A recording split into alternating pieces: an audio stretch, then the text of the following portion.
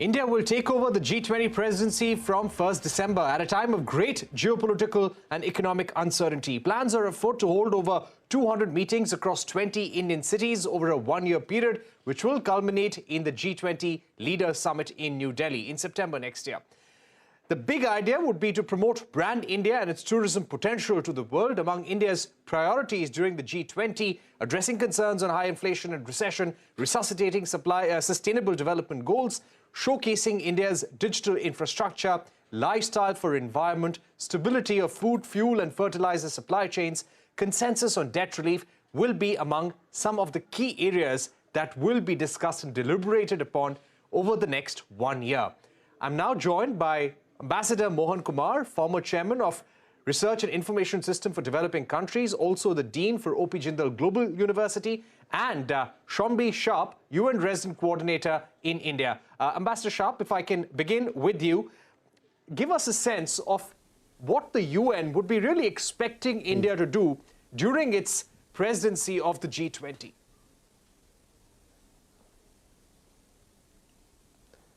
Well, thank you very much. First of all, Mr. Luthra, for inviting me to the program. It's a pleasure to join you here. And I think that I would like to say it's no secret that this G20 comes at a time of great turmoil.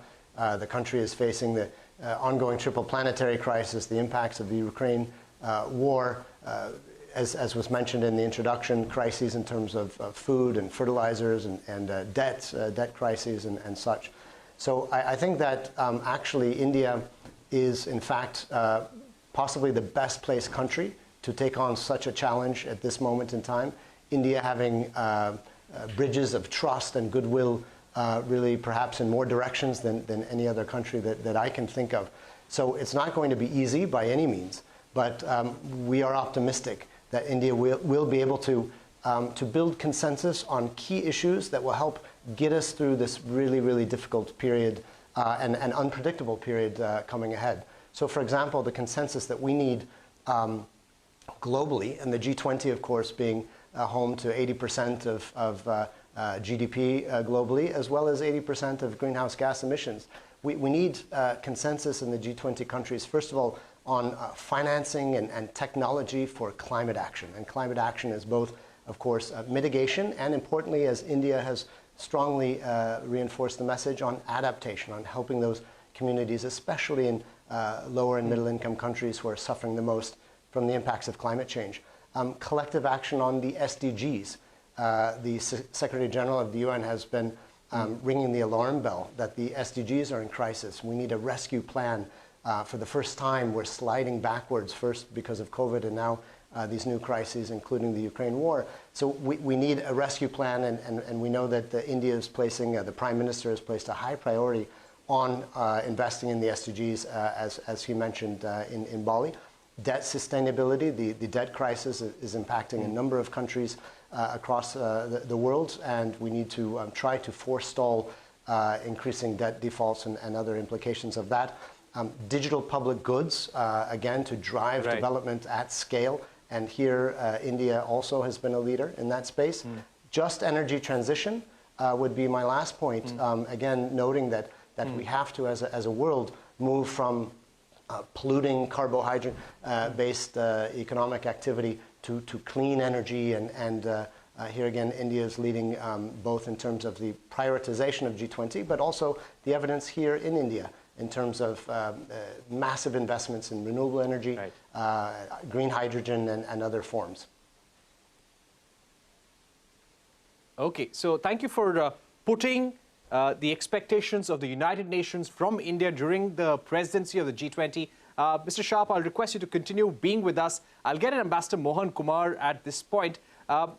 Ambassador Mohan Kumar, RIS, the organization which you were heading till about 2 months back, is closely associated with the Indian government. They will be organizing the inaugural event at the G20 Secretariat tomorrow that will have an outreach to about 75 universities across the country.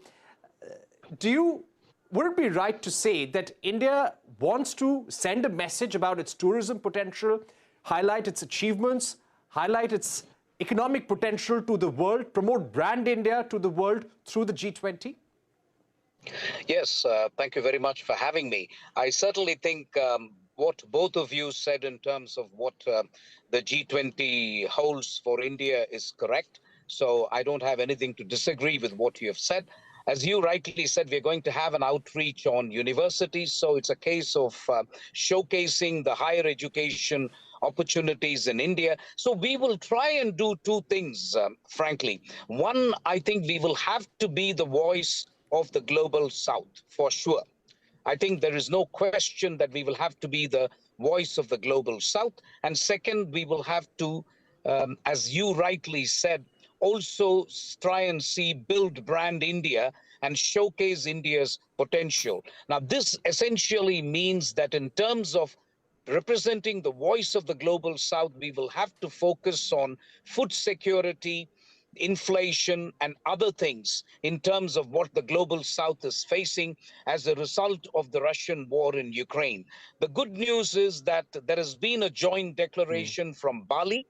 It's got a paragraph on Russia and Ukraine. So if nothing else changes, we have a template by which to cover the Russian war in Ukraine. I think it is the other areas that will really demand the focus of India. One, as my co-panelist said correctly, will be climate change. And we've just off from COP27, but there are issues of climate finance. There are also issues, for example, of the loss and damage fund that has been recently set up. India would like to be the voice of those countries which are climate vulnerable. But as you rightly said, India will also take the Right. opportunity to have as many as 200 different events all over India, so that not just Delhi will merely be the culmination of the Yeah. summit in September next year, but I think they will take the G20 to different parts of the country. That is my assessment. Right. Ambassador Mohan Kumar, on the issue of debt relief, how challenging would it be to move forward from the discussions at Bali and come to some sort of consensus? Well, I think Bali has got us started with the process. It's going to be a difficult process, I think, because the developed countries have not yet met the objective of $100 billion to be transferred to developing countries from 2020 to 25. That figure has not been met yet. But I think there will be more traction when it comes to really vulnerable countries wanting loss and damage. I think we are looking at countries like Maldives, Seychelles, Pakistan. I think those countries will have a better say. So I am optimistic about India's role in nudging forward those countries which have an obligation to help the climate vulnerable country. So I'm cautiously optimistic, and I think the G20 Okay. summit in Delhi can make a valuable contribution in this regard. Right. Mr. Sharp, talking about the geopolitical consequences, the humanitarian consequences of the war in Ukraine, this continues to rage on. The UN Secretary General has been calling for negotiations to bring peace, to end this war. He's been calling on all the parties. He's even urged India to play a greater role in terms of bringing peace. Even though bilateral issues, security issues don't really come up, but how can India play a role in minimizing the impact of the conflict, bringing peace to the region?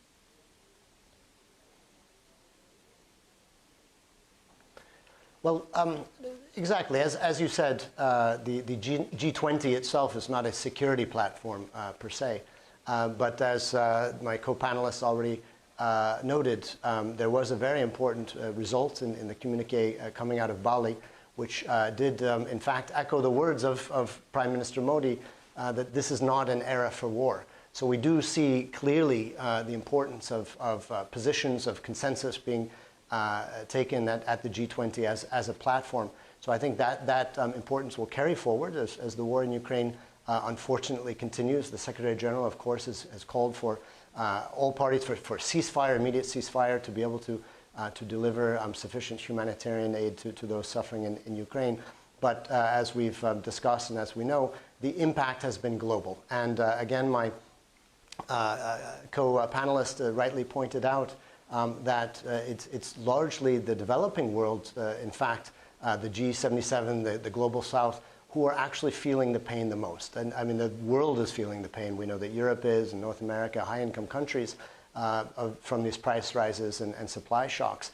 But it's really the poorer countries, and India has for a long time been a leading voice for the Global South. And so I think this is really where the G20, India's leadership is so important, because India is very much focused on the urgency for the world to come together, for the high-income countries to come together, to put in the financing, to help put in the financing, for example, the loss and damage fund that was mentioned, to build resilience to climate impacts, but also to insecurities.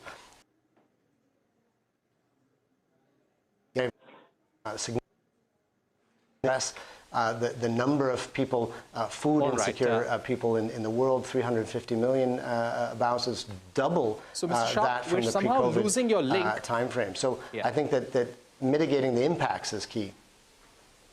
Yes. All right.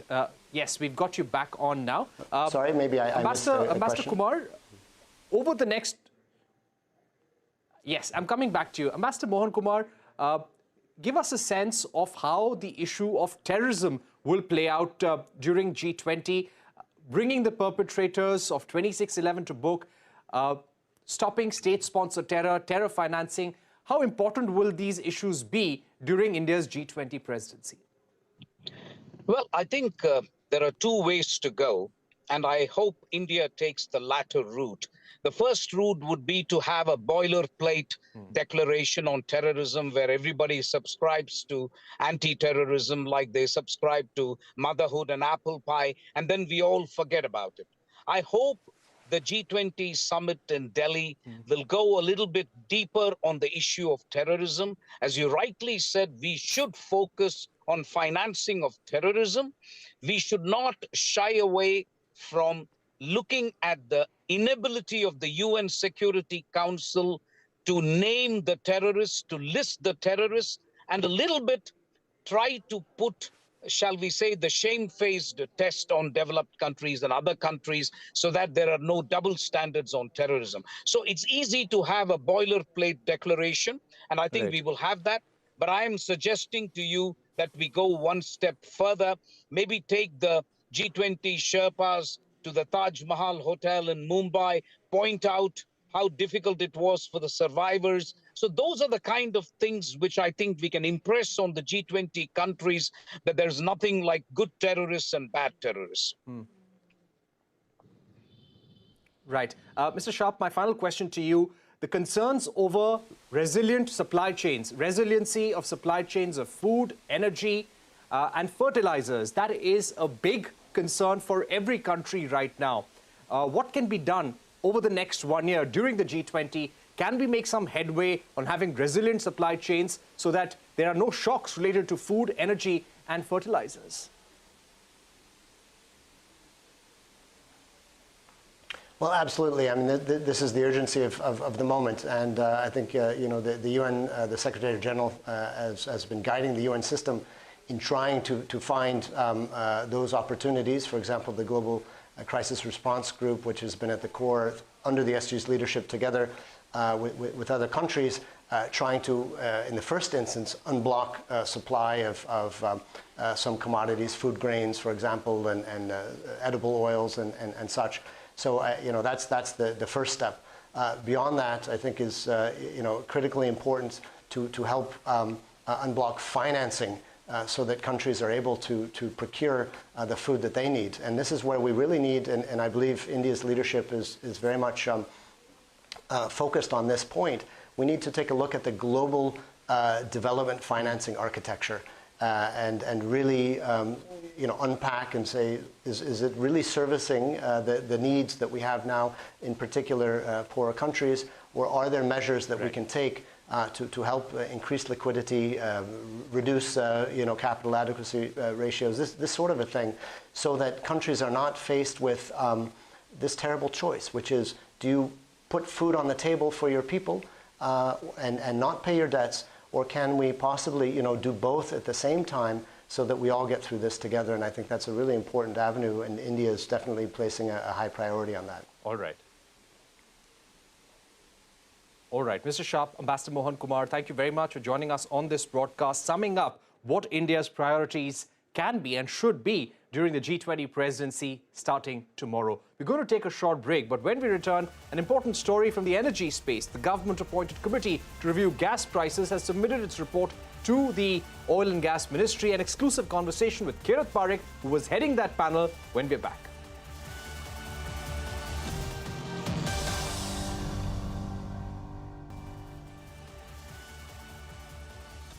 Welcome back. The government-appointed committee to review gas prices has submitted the report to the Oil and Gas Ministry. The Kirit Parikh-led panel has recommended liberalisation of gas prices from 2027. But until then, he has proposed a price band of $4 to $6.5 with an annual escalation in price. I caught up with Kirit Parikh soon after the report was made public and began by asking him about what the government's next steps could be.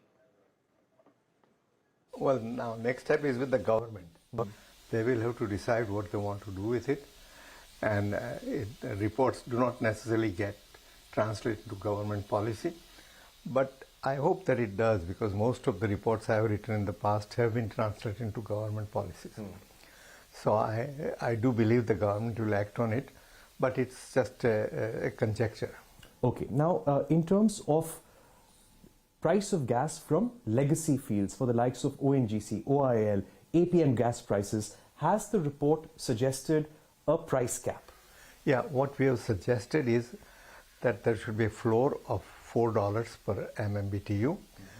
This is to cover the marginal cost of production of OIL and ONGC.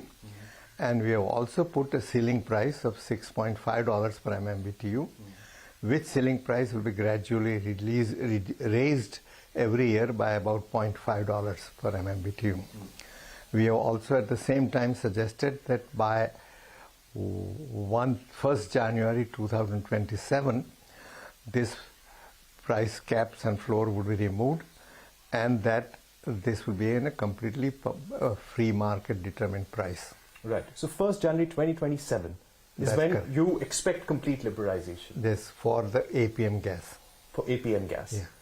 What has been your recommendation when it comes to difficult oil fields? Yeah, currently the difficult fields and many others with different kinds of contract terms and conditions are such that they have by and large pricing freedom. But that freedom is constrained by an upper bound that the government prescribes and updates from time to time. We have suggested that this upper bound should continue to remain for the next 3 years, and 1st January 2026 it should be removed. The whole idea for doing all this is that we wanted to make sure that the government target of 15% of gas in the Indian economy 2030 has a chance of fulfillment. That requires that we produce a lot of domestic gas, increase the production. Currently, it is only 6% of the total energy is from gas. That we are importing almost 50% of the gas. So, if you want to raise gas's share, it is obvious that you must increase domestic production. Right. And domestic production requires that producers get total marketing and pricing freedom. All the fields which have been allocated after February 2019 have that freedom, and we are extending that from 1st January 2026 for other fields. For other fields as well. Does it change the gas pricing for priority sector like city gas distribution companies? Yeah, the thing is that the city gas distribution, we have also said, how does the price actually get determined? We have only given the floor and the ceiling. So we have said that you take the import price of crude oil and then apply some factor to it and describe an APM price.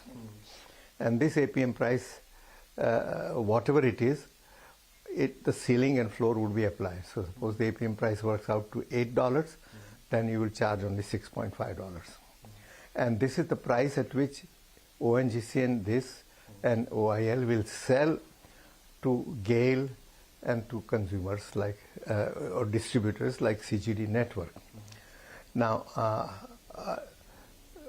one of the second objective of our thing was, apart from saying 15% share of gold, was indeed to have a reasonable price or fair price for the consumers. And the consumers are really, they need to be protected, were getting subsidized gas in a sense, not directly but implicitly subsidized gas, are PNG consumers household, piped natural gas, and compressed natural gas consumer for transport sector.